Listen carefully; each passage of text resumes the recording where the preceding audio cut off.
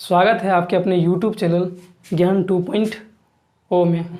आइए आज का जो मेन टॉपिक है वो है व्हाई एंड हाउ, क्यों और कैसे। जब हम कोई काम स्टार्ट करते हैं तो इसे सोचते हैं कि इसे क्यों कर रहे हैं और इसे कैसे करना चाहिए। जब हम कोई बिजनेस स्टार्ट करते हैं तो फिर वहाँ क्वेश्चन क्रिएट होता है कि इसे क्यों कर रहे हैं और इसे कैसे करनी चाहिए। आप लोगों को पता होगा कि आजकल के बच्चों को सब चीज़ पता होता है कि कौन चीज़ क्या करना चाहिए और कैसे करना चाहिए। तो इसलिए थोड़ा एग्जांपल के तौर पे समझने के लिए बिजनेस का एग्जांपल लिए हैं कि बिजनेस क्यों करते हैं। बिजनेस करने का मतलब यही होता है कि आप जब बिजनेस स्टार्ट कीजिएगा तो उससे होता क्या है कि अच्छा इनकम आना स्टार्ट हो जाता है। अगर आपके पास अच्छा इनकम आना स्टार्ट हो जाएगा तो ऑटोमेटिक आपका लाइफ स्टाइल चेंज हो जाएगा। रहने का, खाने का, पीने का, हर एक चीज़ का स्टाइल चेंज हो जाता है पैसे आने के बाद। और होता क्या है कि आप अपने फैमिली को अच्छा से मेंटेन करना स्टार्ट कर देते हैं। अपने बाल बच्चे को अच्छे से स्कूल में दाखिला दिला सकते हैं। आप अपना एक अच्छा सा घर बना सकते हैं, एक बाइक ले सकते हैं और एक कार ले सकते हैं और अपना अच्छा सा बैंक बैलेंस बना सकते हैं। बिजनेस इसलिए करते हैं और कैसे करना चाहिए ये आजकल के बच्चों को अच्छे से ही पता है। जो दो शब्द हैं व्हाई एंड हाउ, अगर आप इसे डीपली में सोचें तो ये अपने आप में बहुत चीज़ बताता है। जैसे आपने सुना होगा सर आइजैक न्यूटन के बारे में, या कहीं आप पढ़े होंगे कि जब न्यूटन साहब एक सेब के पेड़ के नीचे जब बैठे हुए थे तो अचानक उनके सर पे एक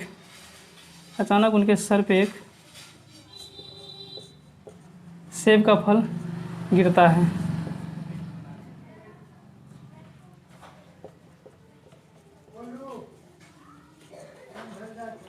अचानक एक सेब का फल उनके नीचे गिरता है तो न्यूटन साहब सोचते हैं कि ये सेब है नीचे ही क्यों गिरा। मतलब जो ये सेब है नीचे ही क्यों गिरा, मतलब क्यों गिरा, क्योंकि उनसे पहले भी बहुत से मनुष्य होंगे जिनके सामने नीचे फल गिरता होगा या कोई भी वस्तु नीचे गिरती होगी। तो उन लोगों ने क्या क्या गौर नहीं किया था कि कोई भी चीज़ ऊपर जाती है तो फिर नीचे ही क्यों आती है। तो उस टाइम न्यूटन साहब ने एकाएक सोचा कि ये फल नीचे ही क्यों गिरा। क्वेश्चन आता है ना कि नीचे ही क्यों गिरा, क्योंकि उस टाइम किसी को पता नहीं था कि कोई भी वस्तु ग्रेविटेशनल फोर्स के कारण नीचे गिरती है। अब ना हम लोग को जानकारी हो गया तो हम लोग सोचते हैं कि कोई भी चीज़ नीचे ही क्यों गिरा। तो वही क्यों को न्यूटन साहब कंप्लीट करने के लिए ग्रेविटेशनल फोर्स की खोज कर दी, जिनसे आज पूरी दुनिया आज उनसे वाकिफ़ है। बस न्यूटन साहब ने सिर्फ यही सोचा कि ये जो सेब है नीचे ही क्यों गिरा, और यही क्यों को कंप्लीट करने के लिए उन्होंने ग्रेविटेशनल फोर्स की खोज कर दी, जिससे आज पूरी दुनिया उनके बारे में जान रहा है और उनके नियमों को, उनके सिद्धांतों को पालन कर रहा है। हम लोग अगर पढ़ाई करते हैं तो क्यों करते हैं, फिर क्वेश्चन क्रिएट होता है कि पढ़ाई करते हैं तो क्यों करते हैं, आखिर पढ़ाई का मतलब क्या होता है। इसका सीधा सा उदाहरण है कि हमें कोई बड़ी चीज़ छोटी दिखने ना लगे, इसलिए हम पढ़ाई करते हैं। फॉर एग्जांपल्स, जब हम किसी मॉल में जाते हैं तो होता क्या है कि कुछ ऐसा सामान होता है जो हमें बहुत पसंद आ जाता है और वो मन करता है कि ख़रीद ले। जैसे कोई कपड़ा ही अगर पसंद आ जाता है तो मन करता है खरीद ले। फिर उसका क्या करते हैं, प्राइस देखते हैं, और प्राइस देखते हैं कि अगर हमारे औकात से बाहर है तो फिर हम उसको छोड़ देते हैं, हम खरीद नहीं पाते हैं। इसी प्रकार जब किसी हम होटल में जाते हैं तो वहाँ पे जाने के बाद फिर हम पहले चेक करते हैं कि कौन सा चीज़ सस्ता है। जैसे चाट पापड़ी, रसमलाई, दिस दैट, जितने भी प्रकार के आइटम होते हैं तो पहले चेक करते हैं कि इसमें से कौन मेरे लायक है, मेरे प्रीफरेंस के लायक है, तो हम उसे चूज़ करते हैं और फिर मंगाते हैं। अगर आप अच्छे से पढ़ाई कर लें और एक अच्छा सा जॉब ले लें तो क्या होता है कि पहले आप सामान देखते हैं, उसके बाद पेमेंट देखते हैं। जो भी होगा, अगर आप मॉल में भी जाएंगे तो पहले मॉल में सामान ले लेंगे, उसके बाद आप जितना पैसा हो उतना डाल देते हैं। तो पढ़ाई करने का एक ही पर्पस है, मतलब है कि हम एक अच्छा सा जॉब प्राप्त कर सकें, जिससे कोई भी महंगा सामान हमें सस्ता दिखने लगे और अच्छा सा घर बना सकें, फिर अच्छा सा कार ले सके, अच्छा सा बाइक ले सके और अच्छा सा बैंक बैलेंस हो। अब यहाँ पे सेकंड क्वेश्चन क्रिएट होता है हाउ, कैसे करें। अब पढ़ाई क्यों करना है ये तो आपको पता ही चल गया, लेकिन आप इसे कैसे करें। अभी तक का सबसे महत्वपूर्ण टॉपिक हाउ, जिसको मैं बताने चाह रहा था। मेरा मेन मुद्दा यही था कि इस हाउ को एक अच्छे ढंग से समझाएं कि कोई भी काम हम स्टार्ट करते हैं तो उसे कैसे करें। क्यों तो आपको पता ही है क्यों करनी चाहिए, पर इसे कैसे करनी चाहिए। हाउ पार्ट स्टार्ट करने से पहले आप इस चैनल को आप लाइक कर दें, सब्सक्राइब कर दें और बेल आइकन को दबा दें ताकि अगले वीडियो का नोटिफिकेशन आपके तक पहुंचता रहे। तो हाउ स्टार्ट करने से पहले सबसे पहले हम करेंगे set the goal. Set the goal, उसके बाद make the plan. Set the goal and make the plan. होता क्या है कि कोई भी हम पहले काम करने से पहले उसका गोल सेट करते हैं कि हमें क्या करना है, हमारी ज़िंदगी में लक्ष्य क्या है।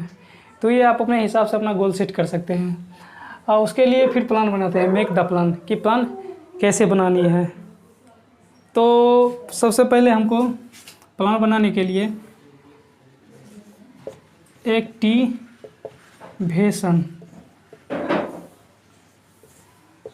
To destination.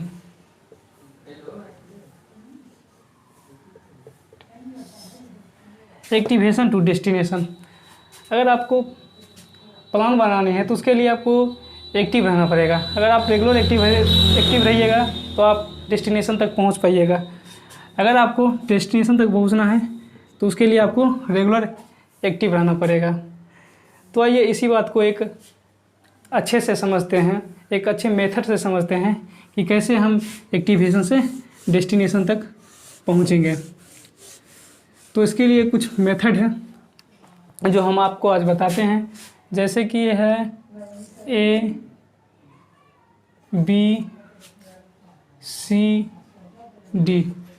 ABCD। आप पढ़े होंगे A for apple, B for boy, C for cat और D फॉर डॉग, लेकिन ये सब हम लोग बच्चे में पढ़े हैं। लेकिन अब क्या है कि हम लोग बड़े हो गए, अब हम ABCD को इस तरह से नहीं पढ़ सकते हैं, एक नए मेथड से पढ़ेंगे। तो आइए वो क्या है देखते हैं। A for active. Active means होता है चालू। चालू का जैसे एग्जाम्पल तौर पे कि आपके शरीर में हार्ट है तो क्या है, धक धक धक धक धक धक धक धक कर रही है, इसका मतलब क्या है कि वो एक्टिव है। और एकाएक वो धक धक धक धक करना बंद कर दें तो क्या होगा, आप बंद हो जाइएगा, यानी कि आप जैसे आराम हो जाइएगा। तो एक्टिव का मतलब यही है कि रेगुलर चालू। जैसे अभी गर्मी की मौसम चल रही है, किसी घर में पंखा है, अगर वो पंखा ख़राब है तो कोई काम का नहीं है, यानी कि वो एक्टिव नहीं है। अगर वो चीज़ एक्टिव नहीं है तो क्या करते हैं हम लोग, या तो बिजली मिस्त्री के पास जाते हैं, वह ऐसे या उसे ठीक करवाते हैं, या फिर खोल के दूसरा नया लगाते हैं।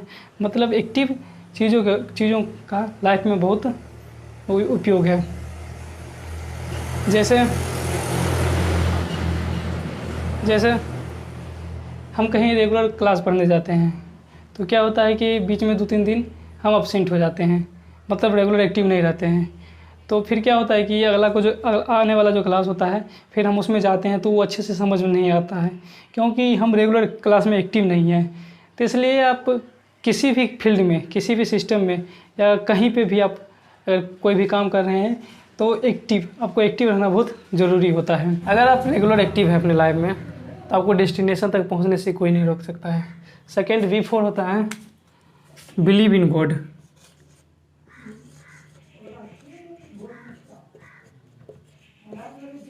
Believe in God, second part believe in God. जैसे बिलीव इन गॉड मीन्स होता है भगवान पे विश्वास। कहते हैं कि बिना भगवान की मर्जी के बिना एक पत्ता भी नहीं हिलता है, ये तो एक कहावत है। लेकिन होता क्या है कि थोड़ा थोड़ा हम लोग भगवान पे विश्वास करना चाहिए, ताकि जैसे कभी भी हम किसी तरह की पूजा करते हैं या कहीं घर बना रहे हैं, उसमें होता क्या है कि हम लोग भूमि पूजन करते हैं ताकि जो घर बना रहे हैं वो अच्छा से बनता चला जाए। कहीं पे भी अगर हम दुकान खोलते हैं तो उसमें भी सबसे पहले हम पूजा करते हैं कि जो ये दुकान हम चला रहे हैं वो लाइफ टाइम के लिए अच्छा से चले। इसीलिए थोड़ा थोड़ा भगवान पे भी भरोसा करना चाहिए। जैसे आप अभी फ़ोन चला रहे हैं तो आपके पास फ़ोन अवेलेबल है और उसमें रिचार्ज भी अवेलेबल है, आप अपने मोबाइल में अच्छे से यूट्यूब वीडियो चला रहे हैं, लेकिन बहुत से बच्चा ऐसे भी होते हैं जिनके पास ना फ़ोन होता है ना रिचार्ज होता है, तो उनसे आप कहीं ना कहीं बेहतर हैं। तो इस माध्यम से भी भगवान पे विश्वास करनी चाहिए। सेकेंड पार्ट होता है believe in systems. Believe in systems यानी सिस्टम पे भरोसा। अब जिस सिस्टम में है या जिस कंपनी में है या जिस इंस्टीट्यूट में है, तो उस पर आपको भरोसा करना पड़ता है। काहे कि अगर आप भरोसा नहीं कीजिएगा तो वहाँ पे आप सर्वाइव अच्छे से नहीं कर सकते हैं। जैसे किसी कंपनी में आप रह रहे हैं, वहाँ पे अगर 15,000 की महीना दे रही है, तो आप सोचिएगा कि यार इतना में क्या होगा, थोड़ा अच्छा कंपनी हम ढूंढ लेते हैं। तो फिर वहाँ अगर दूसरे कंपनी भी जाइएगा तो वहाँ क्या करता है कि वही महीने से स्टार्ट करता है। जितना आप यहाँ पे 15,000 ले रहे हैं, वहाँ पे भी आपको वही रेट मिलेगा। लेकिन अगर किसी भी सिस्टम में बहुत दिन तक टिक गए हैं, तो क्या होता है कि धीरे धीरे उसका इनकम इंक्रीज़ करने लगता है। तो इसलिए भी किसी सिस्टम पे भी विश्वास करनी चाहिए। थर्ड पॉइंट है बिलीव इन अपलाइन। अपलाइन का सीधा सा मतलब होता है कि जो आपको गाइड करता है या आपको अच्छे मार्गदर्शन दिखाता है। जैसे अपलाइन कई तरह के होते हैं। जब आप बच्चे होते हैं तो क्या होता है कि शुरू में आपको माँ बाप आपको गाइड करता है। उसके बाद थोड़ा थोड़ा बड़े होते हैं तो क्या करते हैं कि माँ बाप आपको एक गुरु के यहाँ भेज देते हैं कि जाओ वहाँ से अच्छे से पढ़ाई करो। फिर थोड़ा बड़े होते हैं तो तरह तरह के लोग मिलते हैं जो आपको प्रेरित करते हैं आगे बढ़ने के लिए। तो ऑफलाइन का सीधा सा मतलब होता है कि जो आपको गाइड करे। जैसे आप कोई अगर समस्या से घिरे हैं तो क्या करते हैं, उस समस्या को हल करने के लिए आप या तो अपने गार्जियन से पूछते हैं और या तो अपने टीचर से पूछते हैं या अपने दोस्तों से पूछते हैं कि इस समस्या का क्या हल करें। तो वो एक अच्छे से बताते हैं कि आप इस तरह से कीजिए, ऐसे कीजिए, ऐसे कीजिए, तो ये समस्या आपका दूर हो सकता है। तो यही ऑफलाइन का डायरेक्ट मतलब होता है कि जो हमें गाइड करें, किसी भी प्रकार के समस्या को हल करें। तो सीधा सा मतलब ऑफलाइन का ही होता है। अब ऑफलाइन दो प्रकार का होता है, एक होता है पॉजिटिव ऑफलाइन और एक होता है नेगेटिव ऑफलाइन। पॉजिटिव ऑफलाइन और नेगेटिव ऑफलाइन का क्या मतलब है। जैसे होता है कि हम 4 दोस्त हैं, तो वहाँ पे हम लोग अच्छे पढ़ाई की बात कर रहे हैं कि पढ़ रहे हैं, अच्छे से बैठ के पढ़ रहे हैं। तो क्या होता है, तो दूसरा भी अगर नहीं पढ़ने वाला होता है तो वो आके उसमें क्या करता है, पढ़ाई स्टार्ट कर देता है। तो क्या होता है, वहाँ संगति का इफेक्ट पड़ता है कि आप जिस माहौल में है उसमें मिल जाते हैं। और नेगेटिव ऑफलाइन का मतलब होता है कि जैसे हम लोग सोचते हैं कि आज इस टाइम पे पढ़ाई करना है, लेकिन कुछ ऐसे दोस्त आते हैं कि बोलते हैं यार कहाँ पढ़ाई लिखाई करेगा, चल कहीं घूम के आते हैं। तो इस तरह के जो ऑफलाइन आते हैं वो नेगेटिव ऑफलाइन में आते हैं। ये जो फोर्थ पार्ट है, ये आपके लाइफ का सबसे इम्पोर्टेंट पार्ट है, बिलीव इन योर सेल्फ। खुद पे भरोसा। आप एक वीडियो पहले देख लीजिए। मैं एक ही चीज बोलूंगा कि जहां पे आप हैं लाइफ में, सिर्फ अपने ऊपर भरोसा रखिए। Believe in yourself and anything is possible. All the best. तो इस वीडियो में विराट कोहली क्या बोलते हैं, believe in yourself, anything is possible. आप जहाँ भी हैं आप सिर्फ अपने आप पे विश्वास कीजिए, सब कुछ संभव है। जैसे आप कहीं पे आपका गार्जियन कहीं पे पढ़ने के लिए भेज दिए हैं और आपके अंदर विश्वास ही नहीं है कि ये हम कर सकते हैं, तो अगर मेरे अंदर विश्वास नहीं है तो समझिए वो हो ही नहीं सकता है। कहते हैं ना कि रन में हारा हुआ व्यक्ति जीत सकता है, लेकिन मन से हारा हुआ इंसान कभी नहीं जीत सकता है। तो अपने आप पे भरोसा रहना बहुत ज़रूरी होता है। बिलीव इन योरसेल्फ का बहुत सा उदाहरण है। जैसे कुछ सालों पहले MS धोनी का एक बायोपिक मूवी आया था, तो उसमें क्या था कि MS धोनी एक टीटी की नौकरी कर रहे थे, लेकिन उनके अंदर एक विश्वास था कि हम क्रिकेटर बन सकते हैं। तो बिलीव इन योरसेल्फ, वो खुद पे भी भरोसा था कि हम अच्छे क्रिकेटर बन सकते हैं। तो क्या होता है कि वो अपना काम अपने हिसाब से करते जाते हैं और अभी उनका नाम बहुत है। हाल में ही नीरज चोपड़ा के बारे में आप सुने होंगे, वो जेवलिन थ्रो में गोल्ड मेडलिस्ट है। तो क्या है कि वो जेवलिन थ्रो कर रहे थे, तो लोग तो ऐसे ही बोलेंगे कि यार क्या है जेवलिन थ्रो, वो ऐसे करके फेंकता है, क्या है।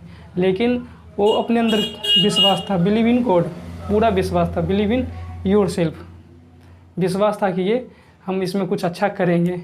तो आज वो गोल्ड मेडलिस्ट है, आज उनको पूरा दुनिया जान रहे हैं। और यहाँ पे अब C4 होता है कम्युनिकेशन।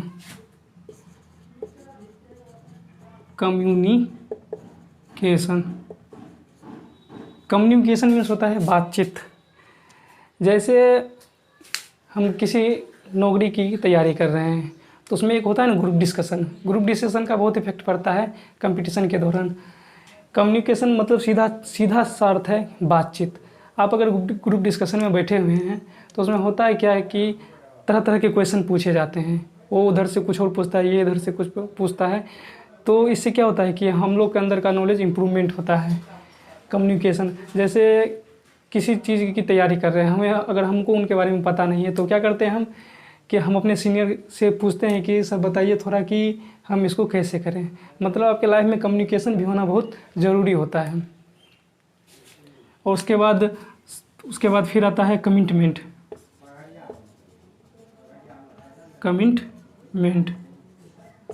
कमिटमेंट मीन्स होता है वादा करना।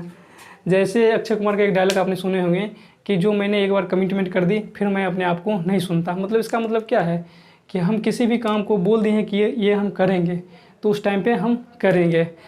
आपने एक डायलॉग सुना होगा कि तैयारी इतनी खामोशी से करो कि कामयाबी शोर मचा दे। हम बोलते हैं कि आप तैयारी खामोशी से मत कीजिए, थोड़ा लोगों को बताइए। कि जैसे हम यूपीएससी की तैयारी कर रहे हैं तो लोगों को बताइए कि हम यूपीएससी की तैयारी कर रहे हैं।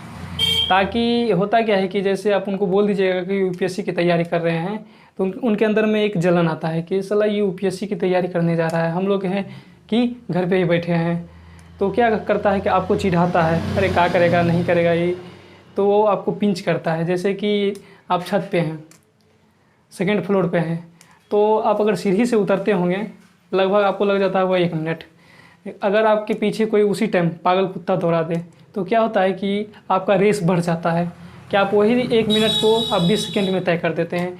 तो इसीलिए आप लोगों को बताइए कि हम ये कर रहे हैं। जैसे आप अगर कार ही भी खरीद रहे हैं तो लोगों को बताइए कि हम इतने दिन में कार खरीदेंगे, तो वो सोचेगा साला ये कार कहाँ से खरीदेगा। अगर उनके पास 10 दिन के अंदर में नहीं हुआ तो वो खुद बोलेगा का भाई चक्का उक्का तैयार हुआ है कि नहीं। तो इससे क्या होगा कि आपके अंदर में ना एक उत्साह आएगा, एक प्रेरणा आएगा कि यार हम बोले हैं तो उसको करेंगे। अगर आप तो आपका क्या होता है काम करने का कैपेसिटी और बढ़ जाता है। तो अगर आप डेली लाइफ में इस तरह का नियमों को फॉलो करेंगे तो आप फाइनली आप अपने ड्रीम तक पहुंच सकते हैं। फाइनली आपको ड्रीम तक पहुंचा सकता है।